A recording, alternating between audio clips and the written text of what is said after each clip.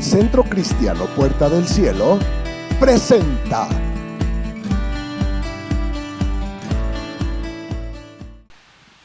En esta ocasión vamos a compartir un tema que titulamos de esta forma: hagámonos un nombre.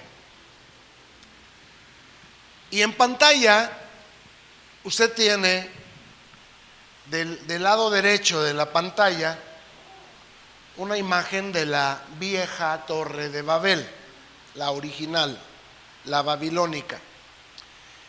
Y en el lado izquierdo tenemos una réplica moderna de esa torre, que es un edificio real que está en Bélgica y que pertenece a la Unión Europea de Naciones. Y entre otros emblemas que han asumido en la Unión Europea, como el euro, en lugar del águila, ya ve que nuestra moneda tiene un águila y un sol, en el lado donde está el sol pues puede aparecer un héroe nacional, y del otro lado el escudo nacional, que es el águila. El escudo de la Unión Europea es la mujer sobre la bestia, es decir, la ramera. Y ese es el emblema de la Unión Europea. Y ahora vemos en el edificio sede de la Unión de Países Europeos, encontramos una réplica de lo que fue la Torre de Babel. ¿Será coincidencia o será a propósito? No lo sabemos. El anticristo está por ser reconocido oficialmente por las naciones, como podemos darnos cuenta, y hay iniciativas muy, así como las que Nimrod propuso, muy contrarias, que afrentan a Dios, que lo desafían abiertamente, diciéndole: nosotros, no tú, sino nosotros. Nosotros vamos a darle solución a los problemas de estos países y nosotros vamos a garantizarle a la humanidad la paz y la seguridad que tú no has podido darnos. Bueno, los hombres no saben lo que hacen,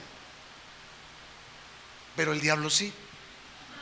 Esto puede ser obra, inspiración de un arquitecto que inocentemente, ingenuamente hizo este edificio, o que a lo mejor fue inspirado por algún demonio para que así lo hiciera.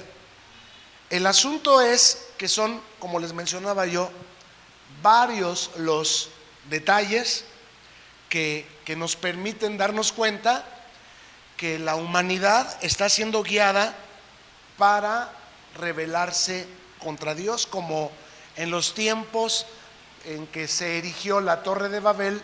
Nimrod fue el que incitó a los hombres a que la construyeran.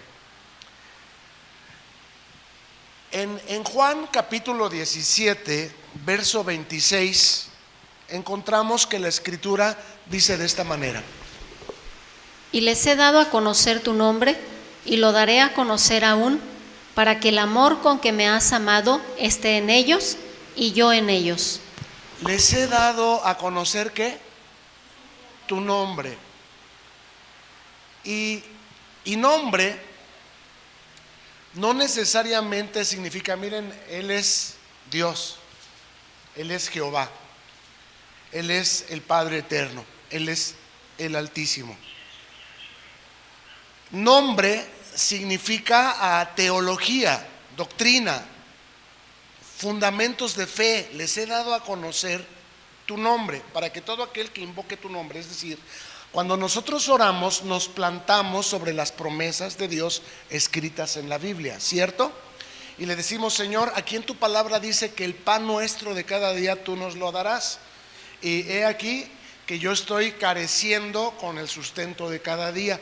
En amor de tu precioso nombre te suplico que me bendigas, que me des la provisión que yo necesito para mis gastos y necesidades de este día, ¿cierto?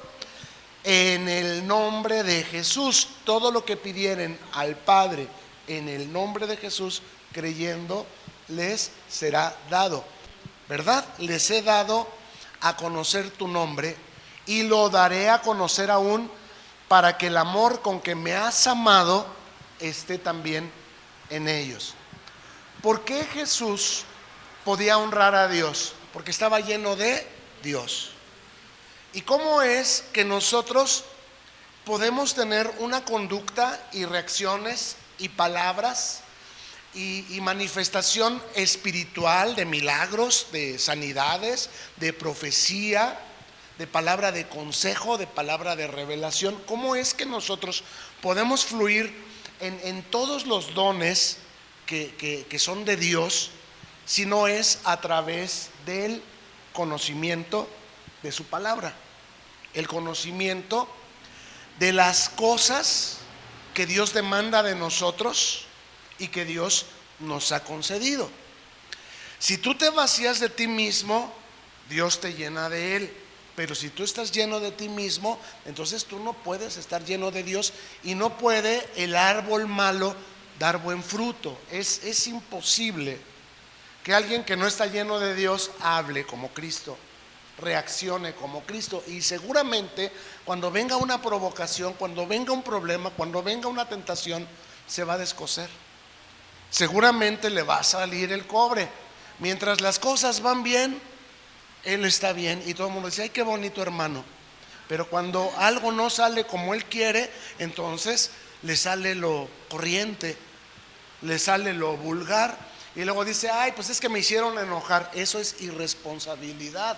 Nosotros, el árbol bueno no puede dar mal fruto, ni el árbol malo puede dar buen fruto. Por eso se nos da como solución: llénense del Espíritu de Dios, llénense de la palabra de Dios, porque las palabras de Dios son espíritu y son vida. No hay espíritu sin palabra. La palabra es la sustancia del espíritu, y estas dos cosas, palabra y espíritu, tienen que venir juntas. Y lo bonito aquí es que la obra no está terminada. Dice Jesús: les he dado a conocer tu nombre y se los seguiré dando a conocer. Nadie crea que ya lo sabe todo. ¿Por qué? Porque el Señor tiene algo nuevo para nosotros hoy. El pan nuestro de cada día no es el de ayer, y mucho menos el de anteayer. El pan nuestro de cada día es cada día. Amén. En otro pasaje, en Hechos capítulo 4, versículo 12, encontramos que la Escritura dice de esta manera: Y en ningún otro hay salvación, porque no hay otro nombre bajo el cielo dado a los hombres en que podamos ser salvos. No hay otro nombre bajo el cielo dado a los hombres en que podamos ser salvos. Solo hay un nombre. Aunque Nimrod, desde tiempos inmemoriales, incitó a la humanidad, y todavía vemos que la humanidad sigue respondiendo a ese llamado de Nimrod, a hacerse un nombre separados de Cristo, en el cual obtengan soluciones a sus problemas, como el pan de cada día, como la seguridad, como la protección, como la restauración familiar, como el consejo para la mujer maltratada o abandonada, etcétera. Solamente hay un nombre en el que podemos ser salvos. Allá te pueden dar despensa, allí te pueden dar consejería psicológica, allí te pueden ayudar con media beca para la educación de tus hijos. Pero no hay salvación. Hay algo que los seres humanos, por estar buscando las cosas materiales, el pan de cada día, han descuidado la eternidad. Se han olvidado que al final de nuestra epopeya, de nuestro paso por esta vida, todos compareceremos ante el tribunal de Cristo y tendremos que dar cuentas de lo que hemos hecho, sea bueno o no lo sea. Entonces, es cierto que hay instituciones que ayudan, que son de beneficencia, que son de seguridad, que son de protección, que son educativas, pero en ningún nombre hay salvación, solo en el nombre de Cristo. Estoy diciéndote que no vayas al Instituto para la Mujer para recibir ayuda si tú estás siendo maltratada, sea por tus hijos, sea por tu esposo, sea por tu padre. Estoy diciendo que no vayas, no, a lo de Dios, a Dios, y lo del César, al César. Las autoridades han sido establecidas por Dios para salvaguardar las relaciones entre los seres humanos de tal manera que haya respeto. Es más, si tú estás siendo maltratada y no vas, estás pecando contra ti y contra Dios. ¿Por qué? Porque tu cuerpo es templo del Espíritu Santo. Tú necesitas ayuda. Pero si tú nada más eres de las que andas con el chisme para todas partes, de que me hizo, no me dio, me maltrató, se fue con otra, no me cumplió, bueno, pues eso tampoco te va a servir. Aunque vayas con los mejores abogados y con las mejores instituciones, no va a ser suficiente, porque el único que convierte el corazón es Dios. El único que puede provocar un arrepentimiento en el peor drogadicto, en el peor delincuente, en la persona más violenta que te puedes imaginar, es Dios. Para Dios no hay nada imposible. Entonces, a Dios lo que es de Dios y al César lo que es del César. En parte orando y en parte haciendo y tocando los botones correctos para solucionar nuestros asuntos. Espero estarme explicando. Solo hay un nombre, y nombre no se refiere a, en el nombre de Jesús, sé sano. No, ¿qué dice la palabra? A eso se refiere. Nombre es teología, doctrina, fundamentos de fe. Porque si no, vamos a salir como aquellos exorcistas ambulantes que vinieron y le dijeron al endemoniado: te conjuro en el nombre de Jesús, el que predica Pablo, que salgas de este hombre. Y ya se iban los demonios. Dijeron: bueno, a Jesús sí lo conozco, y de Pablo también sé de quién me estás hablando, pero tú quién eres. Y le ponen una tunda. ¿Por qué? Porque solamente de oídas conocían a Dios, pero no había conocimiento de Dios en ellos. Cuando la Biblia habla de conocimiento, habla de intimidad, habla de una relación íntima que produce un fruto, algo así como un bebé. Pero este fruto del que estamos hablando es una convicción, es una certeza, es una seguridad extrema de que fiel es el que lo prometió, que también lo cumplirá, porque su honor, el honor de su nombre está en cumplir su palabra.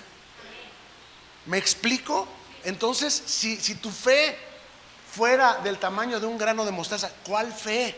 Pues la fe en su teología, la fe en su doctrina, la fe en sus promesas, la fe en su nombre. Si tu fe fuera del tamaño de un grano de mostaza y le dices a la montaña, cualquiera que sea el problema, que se mueva, se va a mover. ¿Dónde está la clave? En la calidad de comunión que cada uno de nosotros tengamos con el Señor, la cantidad de conocimiento que tengamos del nombre del Señor. Yo sé quién es el Señor. Yo sé que Él no me deja ser tentado más de lo que pueda soportar. Yo sé que Él es mi pastor y sé que me faltará. Lo sé, estoy seguro, estoy persuadido, porque la Biblia está llena de promesas en relación con ello. Pero ¿sabes qué? Mi vida, tu vida, nuestras vidas están llenas del testimonio de esa fidelidad. Él no nos ha dejado y no nos ha desamparado. Denle una ofrenda de aplausos a Él. Él es bueno.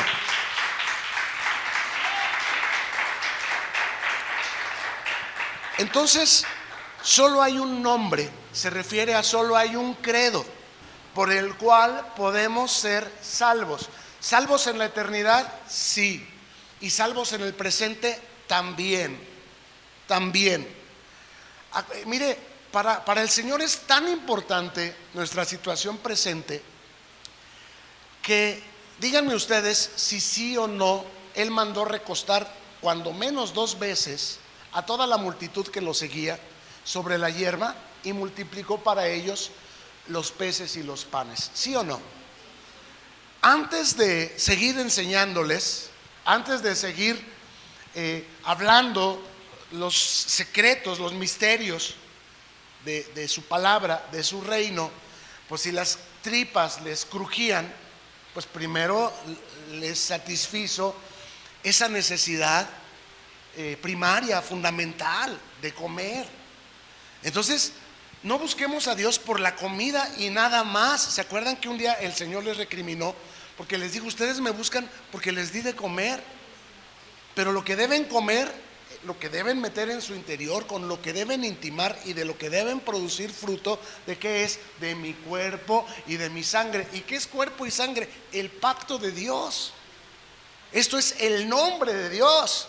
Esto es el conocimiento de Dios. Lo deben meter en su corazón, en su mente, de tal manera que esté tatuado en su piel, y cuando venga una provocación, en lugar de decir una palabrota, digan un salmo. Que tengan la mente de Cristo, que el Espíritu les guíe y sea el que les hace reaccionar en los momentos más sorpresivos e injustos. ¿Me explico? Esto es, venga a nosotros tu reino y hágase tu voluntad en la tierra. ¿Mi cuerpo de qué está hecho? De tierra, como en el cielo. El Espíritu es sin cuerpo en el cielo. El cielo y la tierra sean uno. Tu espíritu y mi cuerpo seamos uno. Esto es el nombre del Señor cuando yo lo creo. Él y yo somos uno. Él en mí y yo en Él. Es profunda esta verdad. Es sencilla. Mis mandamientos, dijo el Señor, no son gravosos. Tomen mi carga, que es ligera. ¿Cuál es esa carga? El Espíritu. Cuando el Señor salió del agua por haber obedecido, recuérdelo, la obediencia trae bendición. Cuando Juan el Bautista se le oponía y le dijo, Señor, yo necesito ser bautizado por ti y tú vienes a mí a que yo te bautice, Jesús le responde, hazlo así porque así conviene, bautízame. Entonces Juan lo bautizó, y cuando Jesús salió del agua, ¿quién descendió del cielo en forma corporal como de una paloma? El Espíritu Santo. ¿Y sobre qué parte de Jesús vino y se posó? Sobre su hombro. ¿Para qué? Para hablarle al oído, para impulsar su ministerio, para guiarlo. Dice, nada hace el Hijo sino lo que ve hacer al Padre. ¿Y quién le mostraba las cosas que hace el Padre? El propio Espíritu, porque Dios es Espíritu. Entonces la carga que es ligera y el yugo que es fácil, yugo es cuando tú ponías a dos bueyes del mismo calibre, porque si uno era más chiquito que el otro, entonces la carga se le quedaba a uno, pero tenían que ser más o menos del mismo, por esa razón, del mismo calibre. Por esa razón Cristo dejó de ser igual a Dios y se hizo hombre, para que el yugo para nosotros fuera fácil. Y la carga que estuvo sobre Él está sobre nosotros. ¿Y cuál es esa carga? El Espíritu de Dios. Entonces el Espíritu, cuando viene, toma una forma, no que sea una paloma, pero toma una forma como de paloma, para darnos a entender el carácter tan sensible del Espíritu, que se puede contristar y que se puede apagar con movimientos bruscos de nuestra parte. Si no es necesario que digas una palabra hiriente, no la digas. Si no es necesario que des un mal testimonio de una persona, no lo des. Sé prudente más que valiente. Sé prudente más más que sincero, porque se puede ir el espíritu. Y muchos de nosotros bregamos en la vida, enfrentamos nuestros problemas sin el espíritu, en la carne.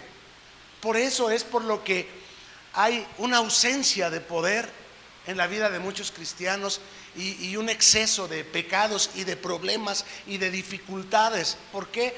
Porque el espíritu no está, a causa de la imprudencia de nuestras reacciones que son mundanas, que son profanas, que no son dignas y que no corresponden a la santidad de un Dios 3 veces santo, que no corresponden a la dignidad de la vocación con la que nos llamó el Señor. El Señor no nos llamó para que sigamos hablando igual, para que sigamos viviendo igual. Nos llamó a arrepentimiento, lo cual significa cambio de mente, cambio de actitud, cambio de dirección, guiados por su espíritu. Y lo dijimos, ¿en dónde está su espíritu? En su palabra. ¿De dónde toma sustancia el espíritu si no es de la palabra de Dios? ¿Qué hizo Dios para que se hiciera la luz? Dijo, sea la luz. Y si Dios es Dios, entonces, si nosotros somos a imagen de Dios, ¿cómo tenemos que hacer las cosas? Con nuestra palabra prudente, nuestra palabra inteligente. ¿Y qué pasa si yo digo, ay, este niño es un problema, es un burro, es un irresponsable, es un flojo, es un vago, es un bueno para nada? ¿Qué pasa cuando yo estoy diciendo ese tipo de expresiones? Es como decir, quiero otro platito de un niño burro, de un niño desobediente, de un niño grosero. Entonces tenemos que aprender a ser ministros competentes e inteligentes de la palabra, obreros aprobados por Dios que usan bien la palabra de verdad. Esto es el nombre, no hay otro nombre bajo el cielo dado a los hombres en que podamos ser salvos. Si de una vez vamos a vencer esa enfermedad, diga el débil, ay, me duele. ¿Sí? Ay, no puedo. Ay, no tengo ganas. O imagínate Dios, ay, la tierra está desordenada y vacía.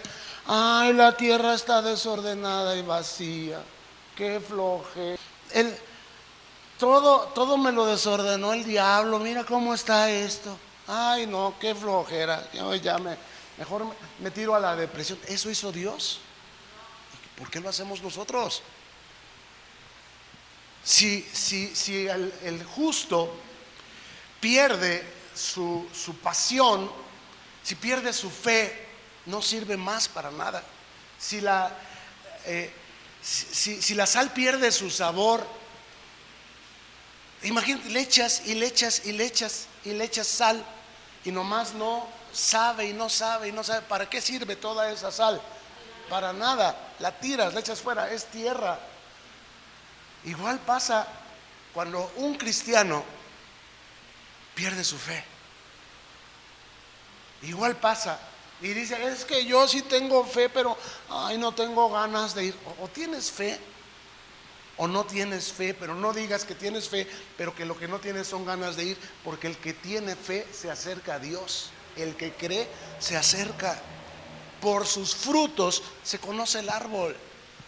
Y si porque estás enfermo te quedaste, es al revés, porque estás enfermo te debieron haber traído. Eso es lo que vemos en la Biblia. El problema es que muchas veces no tomamos el ejemplo de nuestra acción, de lo que la Biblia nos enseña, y decimos que tenemos fe cuando lo que tenemos es otro nombre, no el nombre de Jesús. Creo que me estoy acercando al punto al que quiero llegar, cuando Nimrod convenció a la gente que se hicieran un nombre que no es el nombre de Cristo. Porque si fuera el nombre de Cristo, entonces sería la teología de Cristo, sería la doctrina de Cristo, sería el ejemplo de lo que la Biblia dice que debiéramos hacer. Es cierto, tú tienes nombre de que vives, pero estás muerto. ¿Por qué? Porque me dejaste a mí fuente de agua viva y cavaste para ti cisternas rotas. ¿A qué te quedaste en tu casa? Te voy a decir, a ver la tele, a dormir, a quejarte, a renegar de tu vida. ¿De qué te sirvió? De nada. Hubiera sido mejor que vinieras a la iglesia, que adoraras al Señor con tu obediencia. Porque la adoración no es cantar. La adoración no es, ay hermanos, qué bonito hablo, miren, véanme qué bonito predico. No, la adoración es obedecer a Dios, honrar a Dios, amar a Dios sobre todas las cosas. Y aunque no me pongan, yo estoy contento. Y si me ponen, digo, ay de mí, habla tu Señor. Pero no yo. No hay otro nombre. El que conoce verdaderamente a Dios se le ve en sus hechos. Por sus frutos lo conoces. No es alguien que tiene nombre de que vive y está muerto. No es alguien que ahorita sí y al ratito no. El que conoce a Dios es sí y es amén. Es de gloria en gloria, es consistente, es constante, es victorioso. Podrá estar enfermo, pero no muerto. Podrá estar derribado, pero no derrotado. Podrá estar pobre, pero enriquece a muchos con su oración. Por sus frutos se conoce el árbol. El que conoce a Dios lo ama. No hay otra reacción que si realmente lo conoces, lo amas y lo sirves. Sea con el micrófono o sea ahí sentado, sea aquí cantando o sea allá en mi lugar cantando. ¿Dónde? No sé. Lo importante es, yo te amo, Señor, y yo lo hago para ti. Y no me importa ser visto o no ser visto. No me importa ser reconocido o no ser reconocido. Vemos otro pasaje para entrar en materia. Romanos capítulo 10, verso 13, dice así: Porque todo aquel que invocare el nombre del Señor será salvo. Si está escrito, se cumplirá. Y para que se cumpla, tú tienes que declararlo. Y declarar lo que está escrito es hacer oración. No es una declaración de vengan las riquezas. Tú tienes que trabajar. Tú tienes que ir y Dios te entregará a todo lugar que pise la planta de tu pie. No vengo a ver si puedo, sino porque puedo vengo. Todo lo puedo en Cristo que me fortalece. Si todo lo que haces, lo haces para gloria de Dios, invocando su nombre, lo cual significa tomando sus promesas, apropiándotelas, creyéndolas, obedeciéndolas, honrándolas, seguramente verás venir de la presencia del Señor tiempos de refrigerio. Verás venir de la presencia del Señor cosas que ojo no vio, ni oído escuchó, ni subieron de corazón ni de imaginación humana. Cosas más grandes de lo que nosotros podemos pedir o entender. Estoy diciendo que pongamos nuestra fe en las cosas materiales. No, pon tu fe en Dios, que es más generoso de lo que nosotros nos podemos imaginar. No le pongas nombre a las bendiciones, deja que Dios las traiga. Venga a tu reino y que se haga tu voluntad. Y la voluntad de Dios es buena, es agradable y es perfecta. Cuando venga, vas a ver que rebasó tus expectativas. En Génesis capítulo 10, versículo 9, se nos habla acerca de Nimrod. Y dice así: Este fue vigoroso cazador delante de Jehová, por lo cual se dice, así como Nimrod, vigoroso cazador delante de Jehová.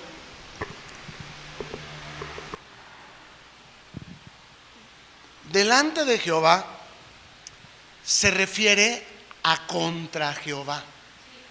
Vigoroso cazador contra Jehová. Vigoroso se refiere a implacable, incansable, astuto, como la serpiente que engañó a Eva, como Satanás mismo, como Judas que murmuraba y convencía a los discípulos de Cristo respecto al pensamiento que él tenía sobre el dinero. Los hacía que ellos se rebelaran contra Cristo y le dijeran: Señor, ¿no debimos haber dado este dinero que costaba el frasco de perfume a los pobres? Ellos creían que a los pobres, porque ni por aquí les pasó que Judas, uno de los 12, fuera diablo.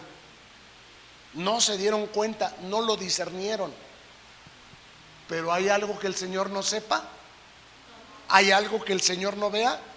No. Sin embargo, el Señor escogió entre los 12 a uno para que fuera del espíritu de Nimrod, uno de los que siempre están criticando y hablando mal del pastor, de los hermanos, de la iglesia, de la Biblia, de lo que se enseñó, de los mandamientos de Dios, etcétera. Y tenemos que discernir. Ay, este es como el apóstol 12. ¿Sí saben quién es el apóstol 12, verdad? El que vendió a Jesús por 30 monedas de plata, el que metía su pan con Jesús en el plato. Nadie se imaginaba que esa persona lo estaba traicionando, ni siquiera ellos que estaban siendo usados por él para rebelarse contra Cristo. Esto es un vigoroso cazador.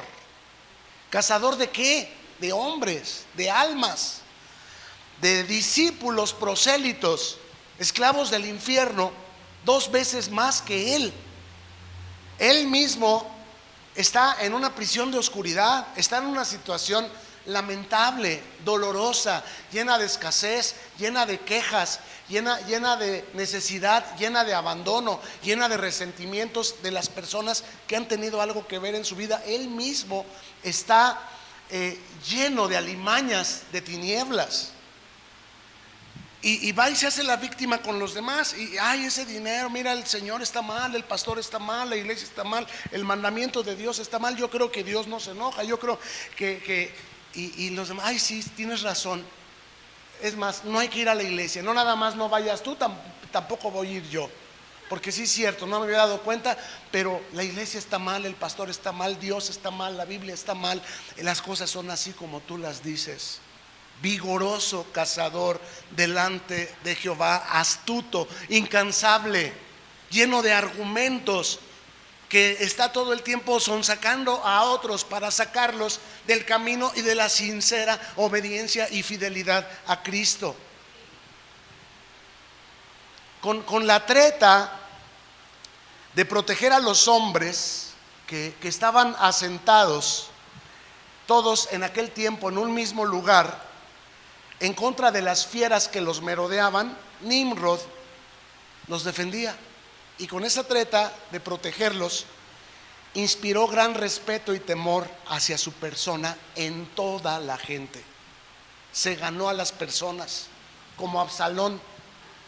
Se ganó a las personas y llegado el momento, se rebeló contra su padre David.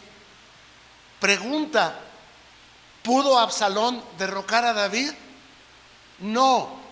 Otra pregunta: ¿y David estaba en pecado o no?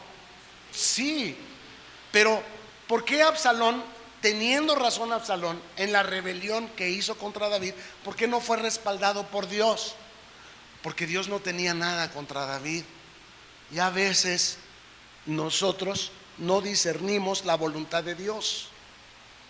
A veces nosotros no consultamos a Dios y nos dejamos llevar por la mayoría y por los votos y por la popularidad y por lo que la gente dice y por lo que hacen todas las iglesias, y todos pueden estar equivocados. Pregunta: ¿cuánta gente gritó crucifíquenle, crucifíquenle en tiempos de Jesús? ¿Todos tenían razón? Todos estaban equivocados. Y sin embargo todos fueron sonsacados, incitados. ¿Por quién? Pues tú me vas a decir, pues por los principales y los escribas por un pequeño grupo. ¿Quién lo vendió? Judas. O sea, se armó ahí una serie de protagonistas que provocaron una rebelión en masa contra la persona de Cristo. Pero en realidad, ¿quién estaba detrás de todo este movimiento en contra de Jehová? ¿Quién? Satanás. Nimrod, el espíritu de Nimrod estaba en toda esa gente que gritaron: crucifíquenle, crucifíquenle. Igualmente, nosotros no estamos exentos de que digan toda clase de mal contra nosotros, mintiendo. Y aún como David, a lo mejor habiendo fallado, Dios nos concede la oportunidad del arrepentimiento. Pregunta: ¿David se arrepintió? Sí, pero la gente no lo entendió. Su hijo Absalón no lo entendió. ¿Quién murió? ¿David o su hijo? Su hijo. Otro tomó el trono de David cuando David murió, y fue Salomón, otro hijo. Entonces este Nimrod se volvió arrogante e incitó a la humanidad desde entonces a construir una torre de Babel, y aún después de su muerte los hombres continuaron y continúan haciendo sus obras, las obras de Nimrod, que estaban en contra de Dios. Vamos a verlo. En el capítulo 11, versos del 1 al 4, encontramos en la escritura que dice de esta manera: Tenía entonces toda la tierra una sola lengua y unas mismas palabras. Y aconteció que cuando salieron del oriente, hallaron una llanura en la tierra de Sinar y se establecieron allí. Y se dijeron unos a otros: Vamos, hagamos ladrillo y cosámoslo con fuego. Y les sirvió el ladrillo en lugar de piedra y el asfalto en lugar de mezcla. Y dijeron: Vamos, edifiquémonos una ciudad y una torre cuya cúspide llegue al cielo, y hagámonos un nombre por si fuéramos esparcidos sobre la faz de toda la tierra.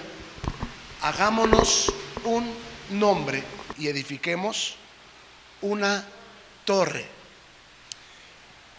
A mí me parece muy sospechosa la incitación. Mire, para empezar, Nimrod murió en el capítulo 10 de Génesis. Y aquí lo que encontramos es la semilla de Nimrod en las personas que lo conocieron y que le sirvieron. Y fueron ellos los que replicaron las ideas de Nimrod acerca de la torre y el nombre fuera del camino que lleva al Padre en lugar de la torre. ¿Quién es el único camino que lleva al Padre? Cristo, la verdad y la vida. Entonces la torre es la propuesta diabólica para sacar a la gente del camino de la verdad y de la vida y arrastrarlos en la mentira y en la muerte. ¿Y qué es muerte? Separación de Dios. Y hagámonos un nombre, una teología, una doctrina diversa y dispersa, para que la gente crea que todas las religiones son buenas, nomás llevándolas bien. Para que la gente crea que todas las religiones sirven al mismo Dios, nomás lo llaman de distinta manera. Este es el nombre que Nimrod implantó en la humanidad. La idea que mucha gente tiene hoy todavía de que es el mismo Dios al que servimos acá en el templo de los ídolos. Es el mismo Dios que ustedes, nomás que pues nosotros lo servimos acá en la iglesia de nuestros padres. Falso. Cuando uno no conoce la verdad, uno es esclavo de la mentira.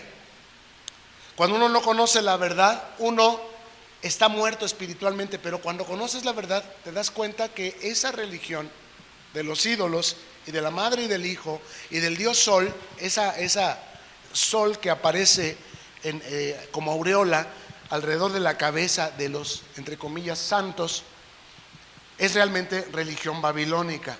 Cuando tú conoces la verdad, tú dices: no, a mí no me hacen creer que es el mismo Dios al que ustedes sirven, que al que servimos nosotros, y no me hacen creer que todas las religiones son buenas, nomás hay que llevarlas bien. No, hay un solo nombre bajo el cielo dado a los hombres en el que podemos ser salvos, el cual es Jesucristo. Semiramis hizo creer a la gente, la madre y esposa de Nimrod, que Nimrod no había muerto. En el capítulo 10, como les dije, ahí murió, y los convenció de que había pasado a ser el dios Sol, y envió un fragmento de su cuerpo a cada provincia de Babilonia, donde consideraron sagrado cada lugar en que una parte de Nimrod hubiera sido enterrada. Hoy día encontramos gente que te ofrece astillas de la cruz de Cristo, que son súper milagrosas, y también encontramos capillas o catedrales que presumen guardar los restos físicos de alguno de los apóstoles. Hay más de 30 que aseguran que tienen los restos del apóstol Pedro. Son 30. ¿Cuál de las 30 realmente lo tendrá? La gente tiende a hacer fetiches, a hacerse ídolos, a adorar ídolos, a confiar en ídolos. Eso es religión babilónica. Eso es lo que Nimrod implantó en la mentalidad de la humanidad en general, y hasta que conozcan la verdad los hará libres. Y libres no significa que toda esa gente que sigue creyendo al estilo babilónico no crujirá los dientes contra nosotros. Claro que los crujirán. A Jesús lo mataron, a los discípulos también los martirizaron. Todavía hay muchas iglesias cristianas, sobre todo en el estado de Chiapas, aquí en México, que han sido quemadas con los hermanos dentro a causa de la persecución, porque ya no participan de la fiesta del ídolo del pueblo, porque ya no beben, y eso está afectando la economía de los caciques. Y bueno, todo esto tiene un origen, como lo estamos viendo, en una estrategia de Semiramis, cuando la humanidad todavía hablaban todos una misma lengua, y que se pusieron de acuerdo para construir una torre cuya cúspide llegara hasta el cielo, y se hicieran un nombre, teología, doctrina, fundamentos, por si fueran esparcidos sobre la faz de la tierra. Y al final Satanás sabía que eso iba a ocurrir. Cuando Dios castiga el atrevimiento de la humanidad, dispersó a la humanidad, confundió sus lenguas. Pero Semiramis ya había mandado fragmentos del cuerpo de Nimrod a las provincias de Babilonia, de tal manera que ahí edificaron templos con imágenes que representaban a los mismos dioses que ellos pretendieron adorar en la cúspide de la torre, pero tenían los nombres propios que les fueron asignados en cada cultura. Es decir, que Semiramis, la madre de Nimrod, la que le sobrevivió como su viuda, maniobró al pueblo madre de todos los demás pueblos, que es Babilonia, para que la adoraran, de tal manera que desde entonces es conocida como la reina del cielo o la madre de Dios. Aquí tenemos varias imágenes que se le atribuyen a la diosa madre de Dios. La primera es Semiramis y Tamuz. Y esta imagen, paradójicamente, está en el propio Vaticano de Roma, bajo el nombre de María y Jesús. Pero esta es una imagen de origen babilónico, de la primera cultura humana que se asentó en el mundo, la que fue confundida por Dios y dispersada. La primera es Semiramis y Tamuz. La segunda, a su derecha, corresponde a la cultura egipcia. Acuérdense que las provincias de Babilonia son Egipto, Grecia, Persia, Roma. Bien, la segunda es Isis y su hijo Horus. Abajo de Babilonia encontramos en China a la diosa Xingmo, también cargando un bebé. A su derecha a la diosa Fortuna y a su hijo, de Roma. Después tenemos en la India a Devaki y Krishna. A la derecha, en la segunda fila, tenemos la católica romana, a María y el niño Jesús. Y de esta manera nos damos cuenta cómo la religión babilónica, implantada por Semiramis, consiste en la adoración al dios Sol y a la madre y el hijo. En Persia, Nimrod fue llamado Mitra. En Roma, Sol. En Egipto, Ra u Horus. En Grecia, Apolos.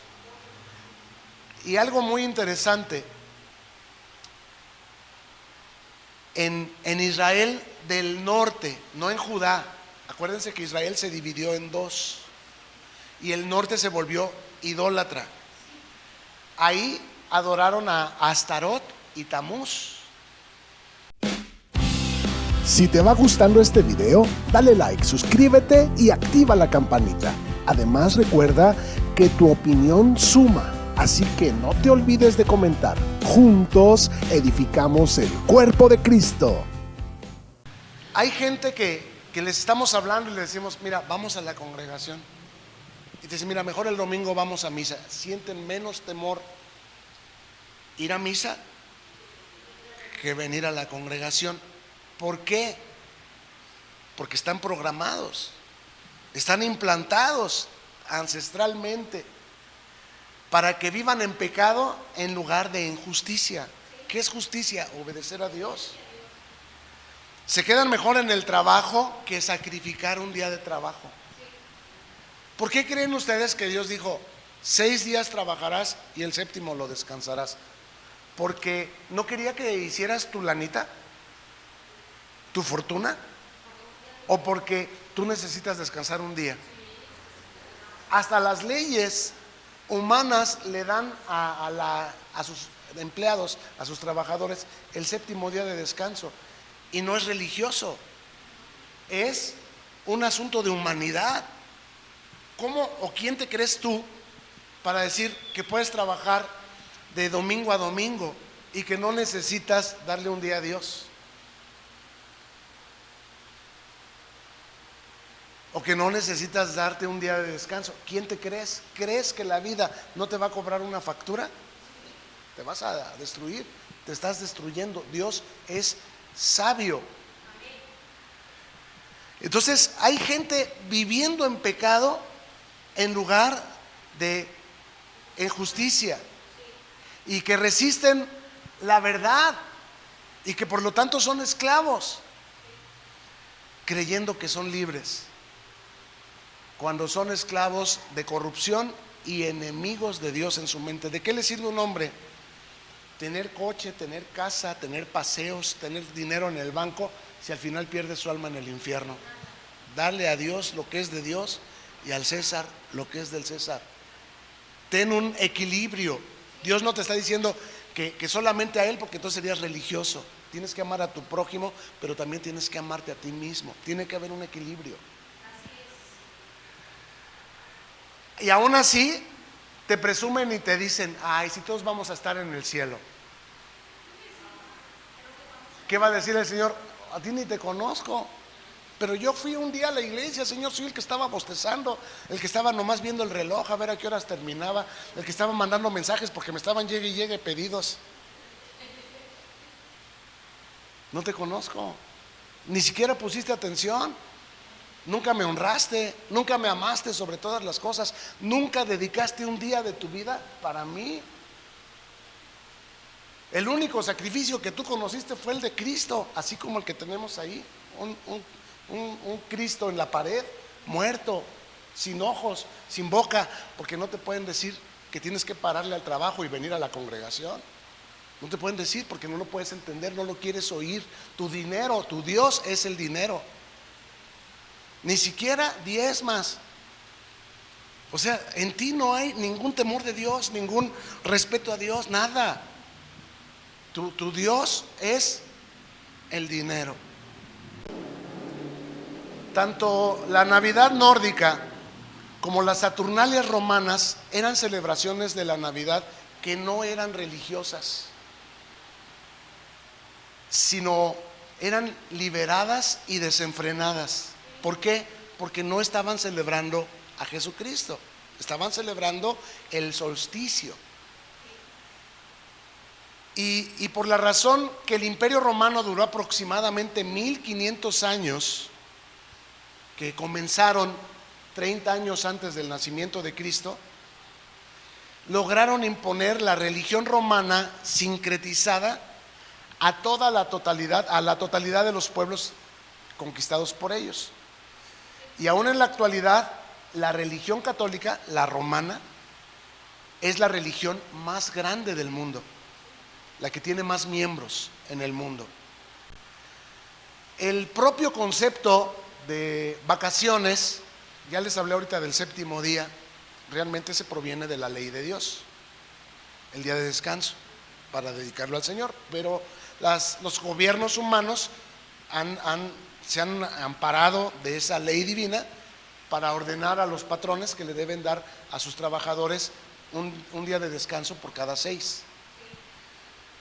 Las vacaciones, el término de vacaciones viene de los romanos, cuando se estilaba dar las vacaciones en el fin de año, porque por el invierno no se podía trabajar. Igual de los romanos vienen, como lo hemos visto en ocasiones anteriores, los nombres que le atribuimos a los días, a los meses y las fechas y las festividades que celebramos en el año, como es la Navidad, el Año Nuevo, las Madres, el San Valentín, los muertos. ¿De dónde viene el arbolito de Navidad? Lo hemos visto también de los nórdicos, de los vikingos. Y lo mismo viene de los vikingos la cena de Navidad y la borrachera de Navidad. De ellos viene, porque ellos así lo hacían. Estrenar también es algo que se practicaba en Año Nuevo como culto a una diosa romana que se llamaba Estrenia. Ese día del Año Nuevo había que estrenar, y desde entonces mucha gente tenemos la costumbre de que en Año Nuevo tenemos que estrenar, aunque sea ropa interior, pero tenemos que estrenar. Tanto en las Saturnalias como en la fiesta de echar a Tamuz por los babilonios, al término de la celebración de esta Saturnalia, o en de echar a Tamuz que hacían en Israel del norte, se acostumbraba intercambiar regalos. De ahí viene la costumbre de los intercambios de regalos. Ahora, ¿estoy diciendo que estas cosas son pecado? No, simplemente estoy señalando que hay muchas cosas que tienen su origen en cosas que nosotros no nos imaginábamos y no sabíamos. Ahora, estamos en el mundo, pero no somos del mundo. Simplemente te lo digo para que tú lo sepas, porque conocer la verdad nos hace libres. Nimrod un día dijo: hagámonos un hombre, y desde entonces la humanidad se ha hecho un nombre que no es el nombre de Cristo, para justificar sus despilfarros y sus desenfrenos. Y este nombre que la humanidad se hizo, esta Torre de Babel, se refiere a similitud de ciertos elementos, porque dijo: por si fuésemos dispersados, ciertos elementos para facilitar su fusionamiento y adaptación, y que la religión babilónica siguiera vigente. Y Satanás tuvo tanto éxito en implantar la religión babilónica que ni aun con todas las leyes que Dios le dio a su pueblo y su pacto, Dios pudo evitar que los judíos crucificaran a Cristo. O sea, es tan poderosa el efecto de la religión babilónica que hasta crucificaron a Jesús. Pero lo que el diablo no sabe es que al crucificar a Cristo sentenció su derrota, porque lo que nosotros debíamos, Cristo lo pagó en su propia muerte, porque murió el justo por los pecadores. Entonces Él ahora ya no nos puede castigar a nosotros, porque Cristo fue castigado en nuestro lugar. Pero bueno, Satanás y todos sus seguidores ilusamente creen que pueden seguir por la vida sin Cristo, siguiendo a la Torre de Babel. Ahora ya me expliqué, ¿verdad? Es más claro. Pueden seguir sin obedecer la doctrina de Cristo, sin honrar a Dios. Pueden seguir en las tradiciones sin que ellos vayan a pagar consecuencias. Después de todo, todos vamos a llegar a la cúspide de la torre. Todos vamos a estar en el cielo. ¿Eso es cierto? Solo hay un nombre bajo el cielo dado a los hombres en el que podemos ser salvos. Y creen que, ilusamente creen que saldrán vivos de la tribulación. De alguna manera Dios no nos va a castigar. A ver, ¿qué padre de nosotros echa a su hijo en el comal porque se equivocó? Pues ninguno. ¿Y a poco crees que Dios lo va a hacer? No, a sus hijos no. Pero hay gente que no son hijos de Dios, a los que le recibieron y creyeron en, ¿y qué es su nombre? Doctrina, teología, fundamentos de fe. A los que le recibieron y creyeron en su nombre, Dios les dio la potestad de ser hechos hijos de Dios. A sus hijos Dios no los va a echar en el comal. A los que va a echar es a los que siguen la Torre de Babel, los que se hicieron su propio nombre. Estoy terminando.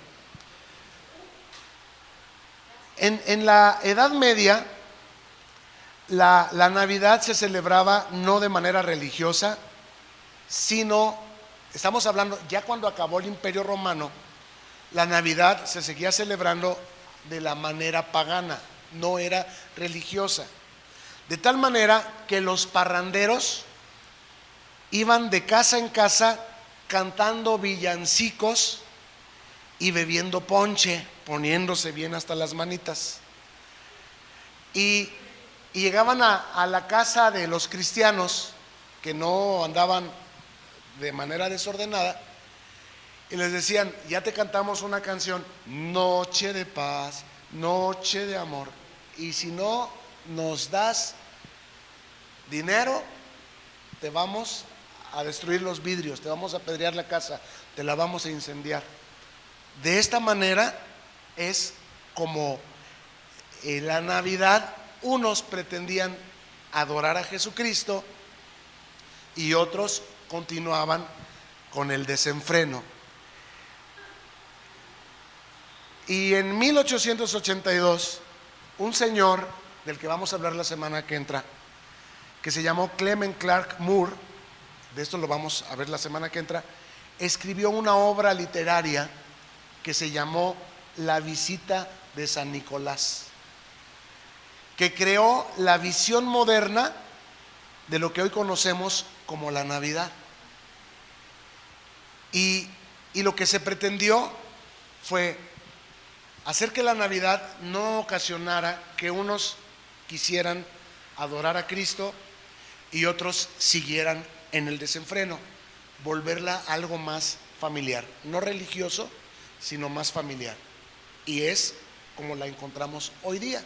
La Navidad es una ocasión para reunirnos con nuestra familia, darnos abrazos, darnos regalos al más puro estilo pagano, creyendo que estamos celebrando al Salvador, al más puro estilo cristiano, sin leer la Biblia, sin hacer oración. Algunos a lo mejor sí, pero la gran mayoría no. Pero este es el artífice, este es el arquitecto, este señor Clark Moore es el que inició el diseño de la Navidad como la conocemos hoy día. Por favor, pongámonos sobre nuestros pies. Gracias por llegar al final de este video. Oramos que te sea de provecho y que lo puedas compartir con quienes tú sabes que les bendecirá también. Suscríbete y no te olvides de darle like. Hasta la próxima y mientras tanto, que Dios te bendiga.